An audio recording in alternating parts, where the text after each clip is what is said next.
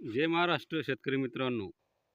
हा व्हिडिओ बनवायचे कारण असे की मित्रांनो, मागेल त्याला सोलार पंप योजनेअंतर्गत मी स्वतः 2023 साली ॲप्लिकेशन केले होते मागेल त्याला सोलार पंपसाठी. आणि 2000 डिसेंबर 2024ला त्याचा पैशाचा भरणासुद्धा मी केलेला आहे.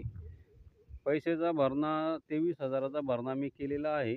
त्यानंतर 2025मध्ये सप्टेंबरमध्ये आपल्याला वेंडर सिलेक्शनचे ऑप्शन आले होते. आपण वेंडर सिलेक्शनसुद्धा केलेले आहे आणि लाईनमॅनने आपल्या शेतामध्ये येऊन लाईनमॅन सर्वेसुद्धा झालेला आहे. ऑनलाईन सर्वेसुद्धा केलेला आहे. तरी मित्रांनो, ऑनलाईन सर्वे होऊनसुद्धा आपला पंप अजूनसुद्धा बसलेला नाही. जवळपास पैसे भरून आपल्याला आता 1.5 ते 2 वर्ष झालेले आहेत.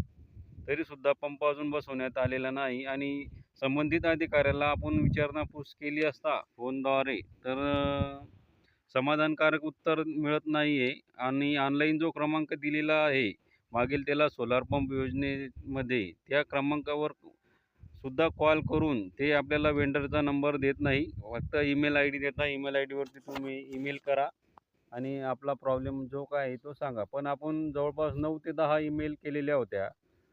महावितरण ऑफिसला सुद्धा आपण मेलद्वारे सांगण्यात आलेले होते की आपला जो काही प्रॉब्लेम आहे, जवळपास 1.5 वर्ष झाले आपण पेमेंट केलेले आहेत, अजूनसुद्धा आपला सौर पंप हा बसलेला नाही. आणि कंपनीचे नाव आपण सांगू इच्छित नव्हतो, पण आता ते कंपनीचं नाव आपल्याला सांगावं लागत आहे. तर शेतकरी मित्रांनो, तुम्हाला सांगू इच्छितो की मागेल त्याला सोलार पंप असो की कुसुम सोलार पंप असो, यामध्ये तुम्ही वेंडर सिलेक्शन करताना शक्ती पंप हा वेंडर सिलेक्शन करू नका. कारण की शक्ती कंपनी ही लवकरात लवकर सुविधा उपलब्ध करून देत नाही. पंपसुद्धा आपल्याला इन्स्टॉलेशन करून देत नाहीत. वारंवार त्यांना कॉल करूनसुद्धा ते आपल्याला पंपाबद्दल काय अपडेट आहे ते कळवत नाही.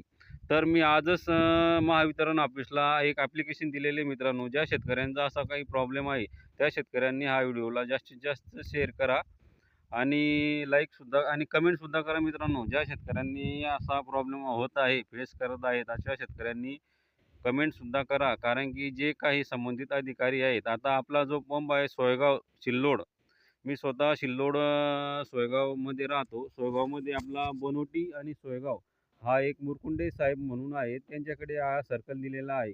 पण त्या साहेबांनी आता इतके दिवस झाले आपलं ऑनलाईन दाखवत असेल, पण त्यामध्ये त्यांनी काही लक्ष दिलेले नाही आणि आपल्या पंपाचं इन्स्टॉलेशन झालेलं नाही. तर असं आपण ॲप्लिकेशन आज एम-एस-सी-बी महावितरण ऑफिसला आज ॲप्लिकेशन केलेले आहेत की येत्या 8 दिवसामध्ये जर याबद्दल आपल्याला ज्या माझ्या सौर कृषी पंपाबद्दल जर काही अपडेट मिळालेली नाही आणि ती माहितीसुद्धा आपल्याला लेखी स्वरूपात पाहिजे, ती लेखी स्वरूपात तुम्ही जर माहिती दिली नाही 8 दिवसामध्ये, तर याचं ॲप्लिकेशन आपण सिल्लोड येथे राऊत साहेब म्हणून बसतात, जे सौर पंपाचे बघतात, त्या राऊत साहेबांना सुद्धा ॲप्लिकेशन आपण देणार आहेत. आणि राऊत साहेब, तुम्ही जर व्हिडिओ बघत असेल तर या व्हिडिओला तुम्ही सहजा घेऊ नका. या ज्या व्हिडिओमध्ये आपण सांगत आहोत 1.5 वर्षापासून आपण पेमेंट केलेले आहेत, त्या 1.5 वर्षाचं तुम्हाला भरपाई द्यावं लागणार आहे. जो काही संबंधित अधिकारी आहेत, त्या अधिकाऱ्याला या 1.5 वर्षाचं जे आपण काही नुकसान सहन केलेले आहेत, ते तुम्हाला भरून द्यावे लागणार आहेत. आणि जर 8 दिवसामध्ये तुम्ही या माझ्या पंपाबद्दल काही आपल्याला जे काही योग्य ती माहिती दिली नाही, तर पुढचे जे अर्ज ॲप्लिकेशन असेल आपला, जे निवेदन असेल ते तहसीलदार साहेबांना मी देणार आहे. आणि तहसीलदार साहेबासोबत तुम्हाला सगळे जे काही अधिकारी यामध्ये फ्रॉड करत आहेत, त्या अधिकाऱ्यांना वेंडरसहित कंपनीला सुद्धा मी तिथं उभे करणार आहे. तर तुम्ही जे काही आपले ज्या ठिकाणी आपला फॉर्म गुंतलेला आहे, त्याचं योग्य ते आपल्याला मार्गदर्शन करावे, योग्य ती माहिती द्यावी. कारण की माझ्यासारखे भरपूर सारे शेतकरी यामध्ये अटकलेले आहेत. ज्या शेतकऱ्यांना आता समजत नाही, ऑनलाईनचं त्यांना ज्ञान नाही, अशा शेतकऱ्यांना काय करावे? तर पैसे भरून जवळपास 1.5 वर्ष झालेले आहेत. तर आमच्या पैशाचं तुम्ही केले काय? का आमचा पंप तुम्ही गिळलेला आहे, पंपाला तुम्ही माझा पंप दुसऱ्याला दिलेला आहे, असे काही लोचे असल्यास ते नक्की आपला पंप द्या. मला काही माहीत नाही. आपला पंपाचं जे काही आहे ते मला लेखी स्वरूपात तुमच्याकडून उत्तर हवे आहे. तर पुढचं निवेदन आपले हे तहसीलला राहणार आहे डायरेक्ट.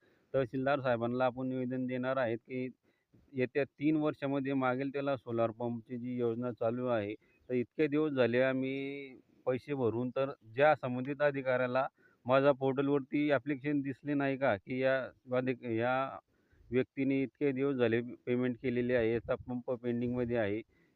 लाईनमॅनसुद्धा सर्व्हे झालेला आहे. पण पोर्टलवरती गेल्यानंतर तेच प्रोसेस दाखवत आहे. दीड वर्षापासून तेच दाखवत आहे, की वेंडरला तुमची इन्फॉर्मेशन रिसीव्ह झालेली आहेत. आजच मी ते ॲप्लिकेशन महावितरण ऑफिसला दिलेले आहेत.